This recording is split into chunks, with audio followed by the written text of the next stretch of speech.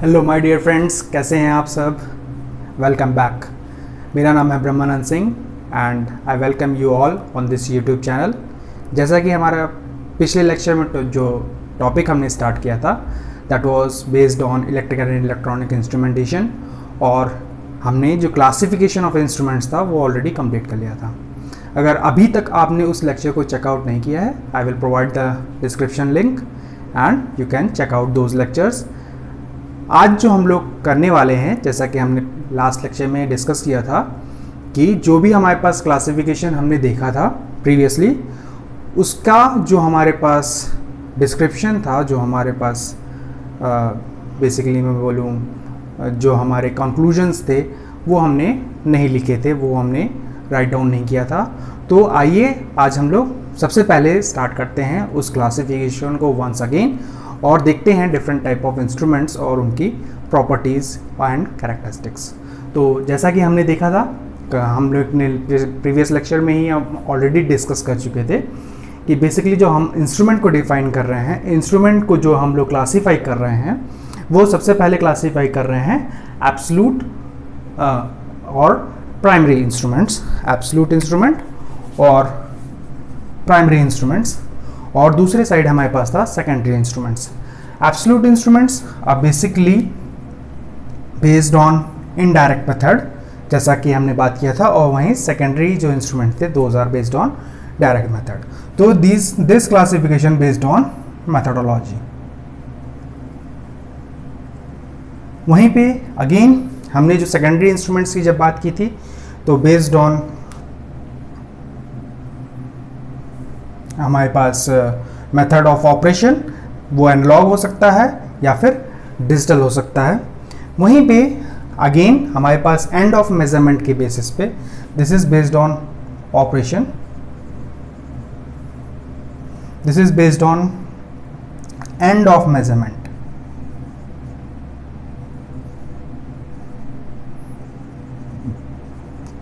And of measurement हम कब ले रहे हैं? नल डिफ्लेक्शन पे, या फिर हमको एक डिफ्लेक्शन मिल रहा है तब हम लोग मेजरमेंट कर रहे हैं, उसके बेसिस पे हम लोग ने क्लासीफाई किया था। और अगेन हमारे पास था अगेन डिफ्लेक्शन टाइप में on the basis of output we have achieved from this end of measurement, on that basis we are going to define we are going to classify it into indicating type, integrating type and recording type. तो आइए सबसे पहला जो instrument है उसकी बात कर लेते हैं। हमारे पास है एब्सोल्यूट इंस्ट्रूमेंट।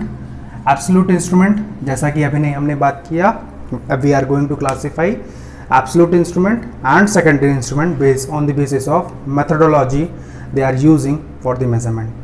तो जैसा कि हम लोग जानते हैं कि हमने अभी ही बात की, they use indirect method of measurement. Indirect method use कर रहे हैं, तो हमको ये भी क्लियर होना चाहिए कि व्हाट इज़ इनडायरेक्ट मेथड। तो देखते हैं next statement is the statement for indirect method of measurement. That means जो हमारे पास एब्सोल्यूट इंस्ट्रूमेंट है वो हमको जो आउटपुट प्रोवाइड कर रहे हैं, basically the output in terms of physical constant. Physical constant कैसे हो सकते हैं? जैसे कि हो सकता है लेंथ, या फिर हमारे पास distance, these are basically physical constant. तो जो हमको आउटपुट मिल रहा है, देखिए हम मेजर तो इलेक्ट्रिकल फिजिकल क्वांटिटी कर रहे हैं, लेकिन आउटपुट फिजिकल कांस्टेंट्स के टर्म्स में, यानी लेंथ और डिस्टेंस के टर्म्स में हमको मिल रहा है। तो we are measuring an electrical physical input in terms of physical constants such as length and distance, इसीलिए हम इसको बोल रहे हैं इनडायरेक्ट मेथड ऑफ मेजरमेंट। हमको डायरेक्टली, अगर मैं इलेक्ट्रिकल जो मेरे पास फिजिकल वेरिएबल है, अगर वोल्टेज है, तो मुझे डायरेक्टली आउटपुट में वोल्टेज नहीं मिल रहा है, वो मिल रहा है in the form of some physical constant such as length और डिस्टेंस। तो इस वजह से हम इस मेथड को बोल रहे हैं इनडायरेक्ट मेथड। तो मुझे लगता है आपको ये क्लियर हो गया होगा। Second point. Third point, it is highly accurate. Basically जो हमारे पास एब्सोल्यूट इंस्ट्रूमेंट होते हैं वो साइंटिफिक रिसर्च लेबोरेटरीज़ में यूज़ किए जाते हैं। वो जनरली हम लोग जो डे टू डे लाइफ में लैब्स में जो इंस्ट्रूमेंट देख रहे हैं those are basically secondary instruments, वो प्राइमरी इंस्ट्रूमेंट्स नहीं हैं। Primary instruments highly advanced scientific laboratories में ही अवेलेबल होते हैं जनरली आप उनको नहीं देखते हैं, because they are not easy to operate. उनके लिए बहुत से प्रिकॉशंस लेने पड़ते हैं और बेसिकली हम उनके लिए ट्रेंड, बेसिकली जो हमारे लैब्स होती हैं, जो लैब अटेंडेंट्स होते हैं या हमारे जो प्रोफेसर्स होते हैं, those are not very much trained to that kind of situations. तो इसलिए हम लोग, और बेसिकली हम लोग बात करें तो उतनी एक्यूरेसी की नीड हमको इन जनरल प्रैक्टिकल सिनेरियोज में नहीं होती है जब तक हम साइंटिफिक रिसर्च वर्क ना कर रहे हों। तो अगर हम साइंटिफिक रिसर्च वर्क कर रहे हैं then we should go for the absolute instrument और primary instruments for the measurement of the physical variables, electrical physical variables. तो these are basically highly accurate. और क्यों एक्यूरेट होते हैं? बेसिकली देखिए, जैसे अभी हम लोग PMMC पढ़ेंगे, permanent magnet moving coil, galvanometer या फिर एमीटर या वोल्टमीटर। तो वहाँ पे देखिए स्पिंडल के हेल्प से हम लोग बेसिकली जो कॉइल होगा उसको हैंग करेंगे, उस पर पॉइंटर होगा। तो those are basically mechanical moving parts of any particular instrument जो हमारे पास सेकेंडरी इंस्ट्रूमेंट में अवेलेबल होंगे। तो जो हमारे पास एब्सोल्यूट या प्राइमरी इंस्ट्रूमेंट होते हैं उसमें बेसिकली हमारे पास मूविंग मैकेनिकल पार्ट्स जो होते हैं वो लेस होते हैं। जैसे इलेक्ट्रोस्कोप की मैं बात करूं तो इलेक्ट्रोस्कोप या बेसिकली इलेक्ट्रोमीटर की मैं जब बात करता हूं तो उसमें 2 डिस्क होती हैं। बेसिकली हमारे पास एक रॉड होती है और उस रॉड पे हम लोग 2 डिस्क प्लेस कर देते हैं। अब जब इन दोनों ही प्लेट्स को हम किसी पोटेंशियल डिफरेंस से कनेक्ट करते हैं तो दे सेपरेट आउट, और इसी डिस्टेंस की, दोनों प्लेट्स के बीच के डिस्टेंस के बेसिस पे हम लोग डिफाइन करते हैं कि हमारा वोल्टेज जो हम मेज़र करना चाह रहे हैं वो कितना है। तो देखिए अगेन, जो वोल्टेज हम मेज़र करना चाह रहे हैं and that is we are measuring in terms of distance between the 2 disc. अब जब हमारे पास डिस्क, यहाँ पे एक डिस्क जो हमारी होगी दैट इज फिक्स्ड और जो हमारे पास दूसरी डिस्क होगी दैट इज मूवेबल। तो जो हमारे पास ऊपर वाली है वो मूवेबल है। तो यहाँ पे केवल एक ही मूविंग पार्ट है that is the upper disc. तो इस वजह से जो हमारे पास less number of moving mechanical parts होते हैं और उसके वजह से हमारे पास जो एब्सोल्यूट इंस्ट्रूमेंट होते हैं उनकी एक्यूरेसी बहुत ही ज़्यादा होती है। वहीं पे जो हम लोग बात कर रहे थे अभी कि basically these are standard instruments for highly equipped scientific labs. जो भी हमारे पास साइंटिफिक लैब्स होती हैं उनके लिए हम लोग basically as a standard instruments इनको यूज़ करते हैं। और वहीं पे जो हमारे पास सेकेंडरी इंस्ट्रूमेंट्स हैं उनकी कैलिब्रेशन के लिए हम इन इंस्ट्रूमेंट्स को यूज़ करते हैं। तो जो हमारे पास लास्ट पॉइंट है of the absolute instruments is that they are used for calibration. Calibration basically एक प्रोसीजर है जिसमें 2 डिवाइसेस हमारे कंपेयर किए जाते हैं और उनकी हेल्प से हम लोग फाइंड आउट करते हैं कि जो हमारा एक जो अनकरेक्टेड या मैं बोलूँ जो इंस्ट्रूमेंट हमारा करेक्ट रीडिंग हमको नहीं दे रहा है उसका कंपैरिजन करके हम उसको रेक्टिफाई करने की कोशिश करते हैं और उसी प्रोसेस को हम लोग कैलिब्रेशन बोलते हैं। तो कैलिब्रेशन की बात हम लोग को आगे करनी है, इसलिए मैं इसकी ज़्यादा डिटेल में नहीं जा रहा हूँ। तो अभी आप लोग के सामने ये 5 पॉइंट्स हैं regarding the absolute instruments and you can pause the video and note it down. उसके बाद हम लोग जो सेकंड हमारा इंस्ट्रूमेंट है that is the secondary instruments उसका डिस्कशन करने की कोशिश करेंगे। तो अभी जो हमने एनालॉग इंस्ट्रूमेंट्स बात की, एब्सोल्यूट इंस्ट्रूमेंट्स बात की थी, उसमें उसके एग्जांपल्स हम लोग देख लेते हैं। तो एग्जांपल्स में जो सबसे पहला इंस्ट्रूमेंट है that is relay, current balance, absolute electrometer और टेंजेंट गैल्वेनोमीटर। तो these are basically the primary instruments which are used in scientific labs for the measurement of various physical electrical physical variables. उसके बाद हम लोग आइए बात करते हैं जो हमारे पास जो सेकंड क्लासिफिकेशन था based on same methodology of measurement that is the secondary instruments, हम उनकी बात कर लेते हैं। तो जब सेकेंडरी इंस्ट्रूमेंट्स की हम बात करते हैं तो those are basically based on direct method of measurement. अगर मैं वोल्टेज मेज़र करने की कोशिश कर रहा हूँ तो वो वोल्टेज के ही टर्म्स में मुझे अवेलेबल होगा. somehow we are converting that particular physical variable, और जो मैं रीडिंग अवेलेबल करवा रहा हूँ as the output, that is the same physical constant which we are trying to measure. तो इस वजह से हम इसको डायरेक्ट मेथड ऑफ मेजरमेंट कहते हैं, क्योंकि जो हम फिजिकल वेरिएबल मेज़र कर रहे हैं आउटपुट में भी वही फिजिकल वेरिएबल हमको अवेलेबल है. तो देखते हैं हम आगे.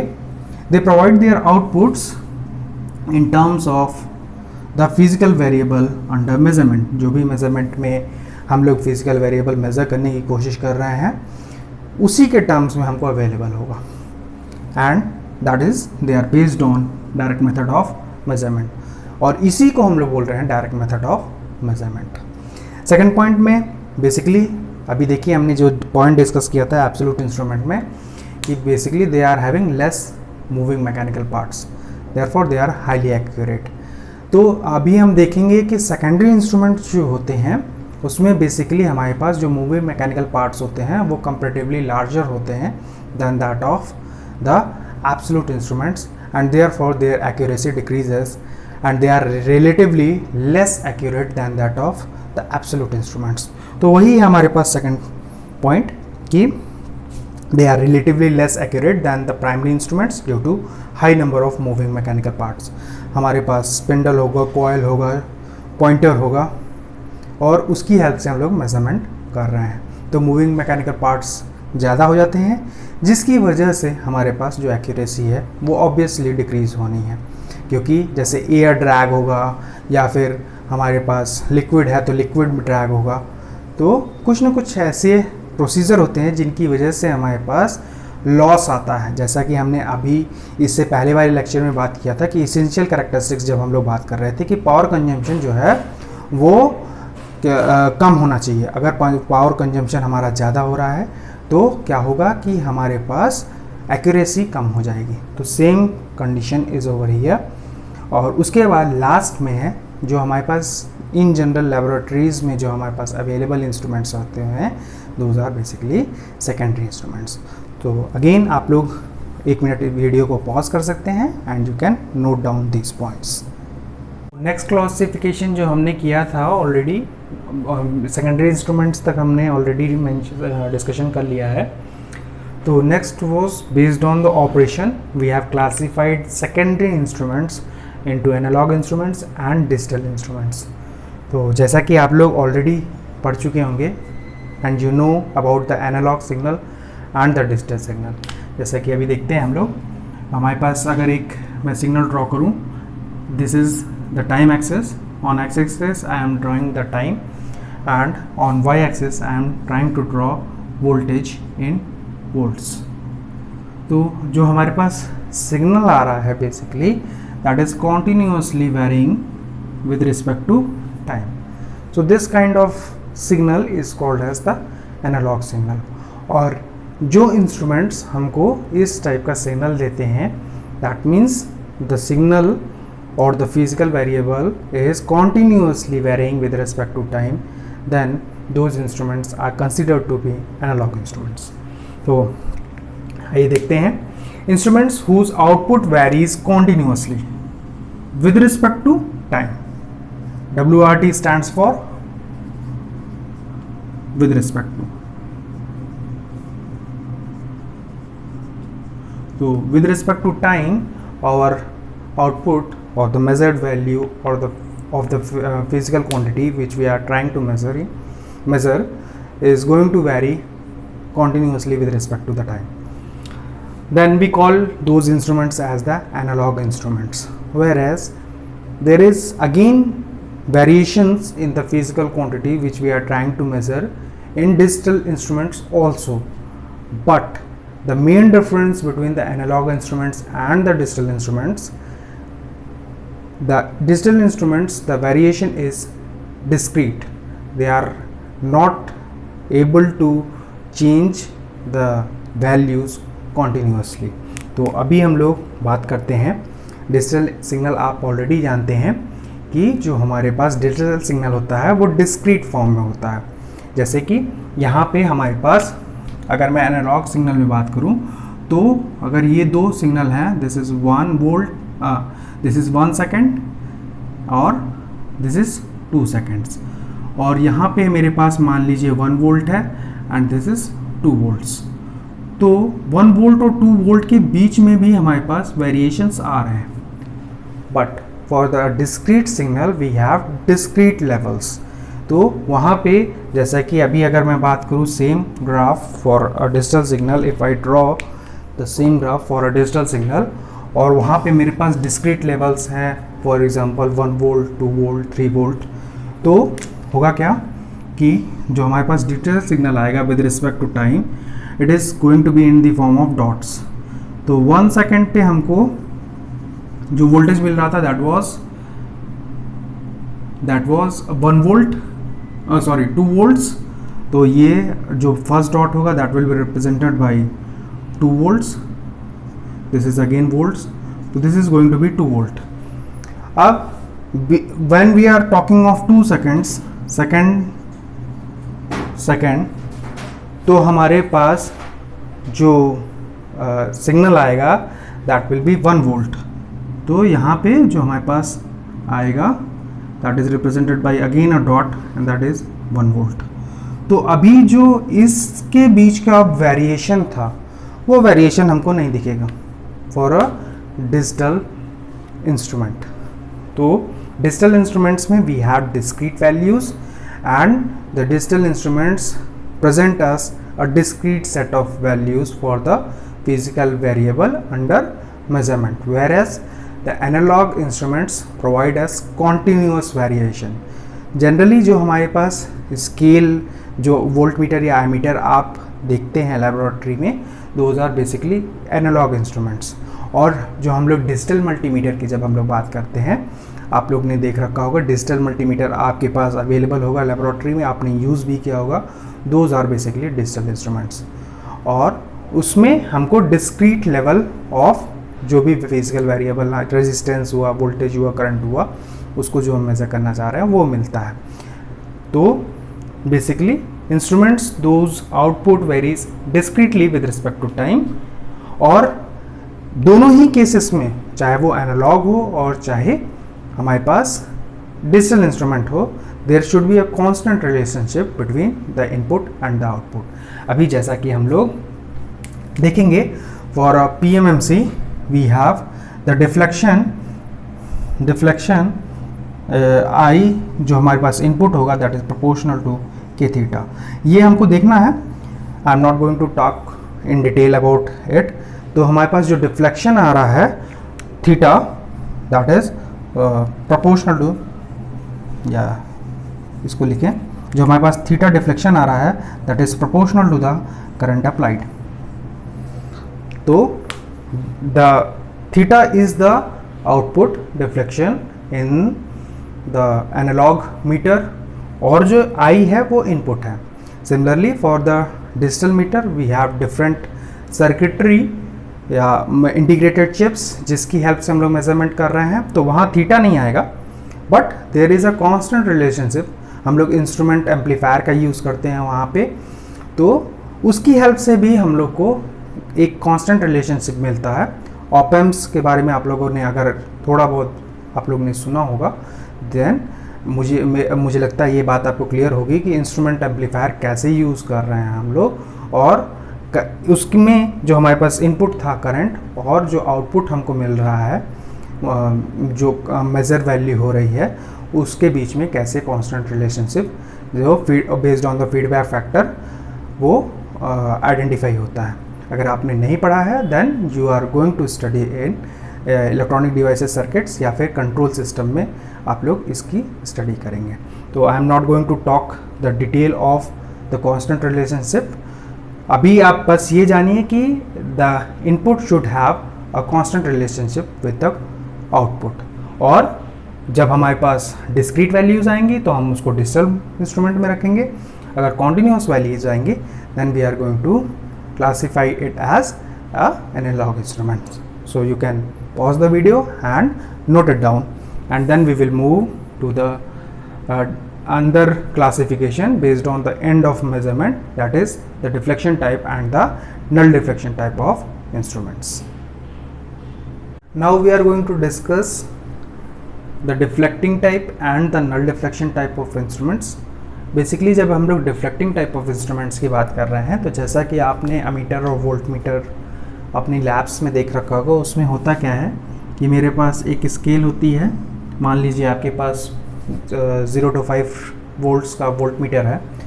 Then the left hand side scale will be representing 0 volts, और जो राइट हैंड साइड स्केल होगी that will be represented 5 volts.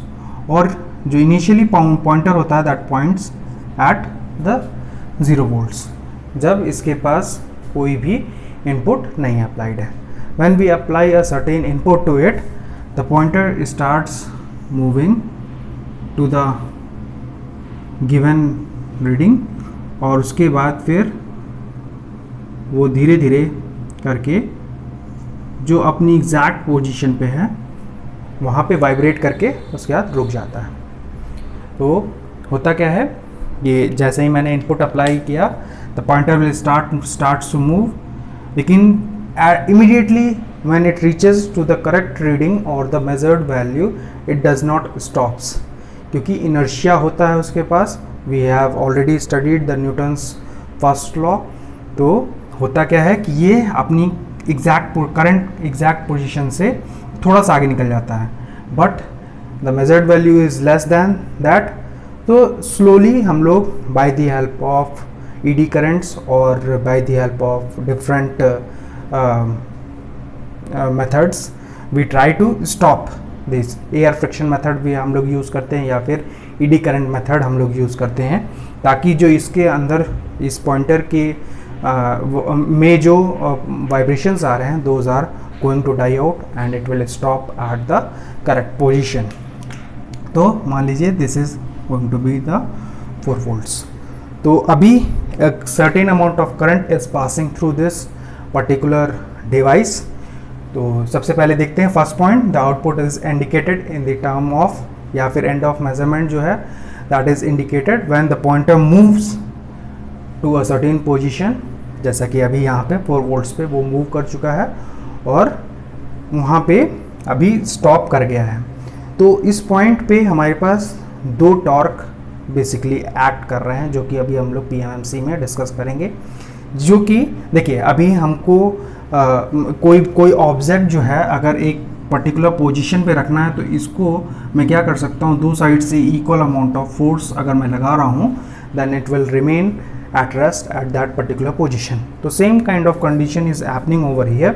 जो हमारा पॉइंटर है वो 2 टाइप ऑफ टॉर्क, यहाँ पे फोर्स नहीं है, यहाँ पे टॉर्क है, जिसकी हेल्प से इस पोजीशन पे सस्टेन हो रहा है. To sustain that torque, a certain amount of current needs to pass through this coil, जिसके ऊपर हमारे ऊपर पॉइंटर लगाया गया है. तो when a current is passing, there is always going to be a certain resistance related to that particular coil, और coil में resistance है, current पास हो रही है, तो obviously बात है कि heat loss होना ही है. तो there will be a certain amount of power consumption. तो होगा, ये first point है, this is B point, there will be a power consumption, will be a power consumption in instrument. और अगर पावर कंजम्पशन हो रहा है, therefore less accurate, जो हमारे पास इंस्ट्रूमेंट होगा वो एक्यूरेट नहीं होगा, रिलेटिवली लेस एक्यूरेट होगा. क्यों? क्योंकि there will be a power consumption, जो कि होना चाहिए एक्चुअली बाय द सर्किट और द लोड, लेकिन वो हो रहा है किसके थ्रू, जो हमारे पास इंस्ट्रूमेंट है उसके थ्रू. आइए बात करते हैं नेक्स्ट रिफ्लेक्शन टाइप में. इसमें जो एंड ऑफ मेजरमेंट होता है, जैसा कि आप लोग गैल्वेनोमीटर देख रखे होंगे, जब आप लोग पोटेंशियोमीटर पे एक्सपेरिमेंट करते हैं, और या स्टैंडर्ड रेजिस्टेंस के मेजरमेंट के लिए आपने पोटेंशियोमीटर का एक्सपेरिमेंट कर रखा होगा, उसमें जो हमारे पास मीटर लेंथ वायर होती है, उसमें जॉकी की हेल्प से जब हम लोग वन एंड से दूसरे एंड तक जॉकी को मूव करते हैं, हमारे पास होता क्या है कि एक वायर होता है जिसके अक्रॉस हमने पोटेंशियल लगाया होता है, और जॉकी की हेल्प से, जो कि एक गैल्वेनोमीटर की हेल्प से, ये है हमारे पास क्या है, जॉकी, हम इसको एक एंड से दूसरे एंड तक मूव करते हैं, और जिस पॉइंट पे, मान लीजिए पॉइंट पी पे हमारे पास जो गैल्वेनोमीटर रीडिंग है, गैल्वेनोमीटर रीडिंग जो थी, गैल्वेनोमीटर कैसा होगा, इस तरह से होगा।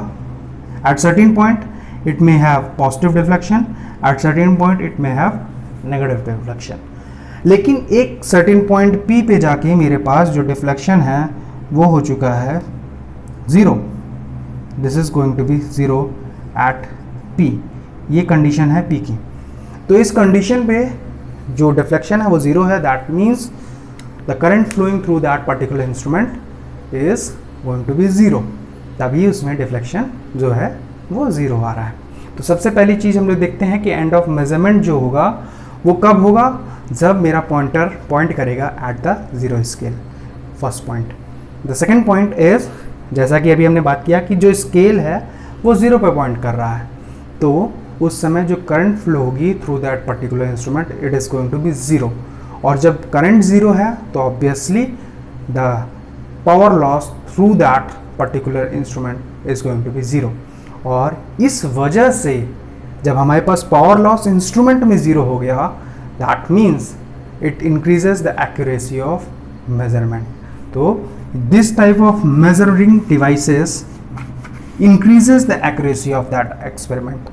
तो बी पॉइंट में क्या है, no power consumption,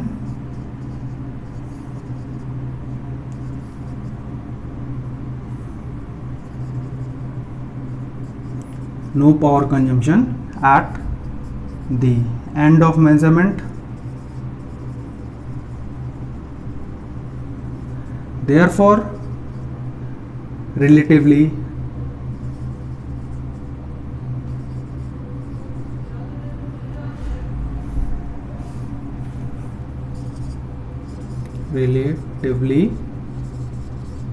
highly accurate। So these are relatively highly accurate। इसका मतलब ये नहीं है कि these are going to be used in the place of absolute instruments। Again, it is also having mechanical parts। There are going to be a certain kind of mechanical losses in these instruments also। लेकिन in comparison to deflection type, जो हमारा power loss हो रहा है that is 0। इस वजह से with respect to the deflecting type of instruments, they are comparatively या relatively highly accurate।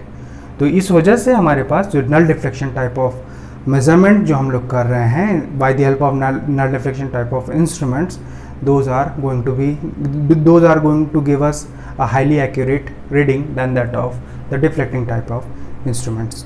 So you can again pause the video and note it down। We have, depending upon the output, we can classify the deflecting type of instruments into 3 types, the indicating type, integrating type और recording type। हम उसकी बात कर लेते हैं। Indicating type में basically जो हमारे पास फिजिकल पैरामीटर अंडर मेजरमेंट होता है, उसकी इंस्टेंटेनियस वैल्यू, उस पर्टिकुलर इंस्टेंट पे जो वैल्यू होगी, that is going to be available to us. So this provides, these instruments provides the instantaneous value. Basically जो हमारे पास अमीटर और वोल्टमीटर जो लैब में अवेलेबल होता है, those are basically indicating type of instruments.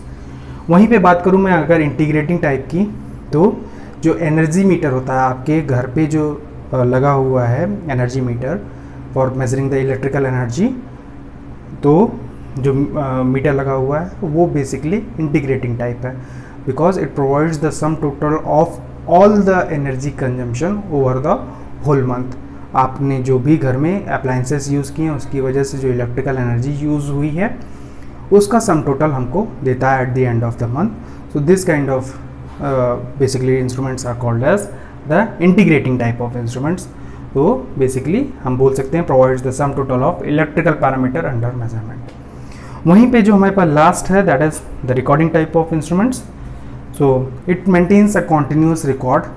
जैसा कि हमने सिस्मोग्राफ देखा था, you can search out on Google and you can check out that how the seismograph is being drawn on the seismograph paper.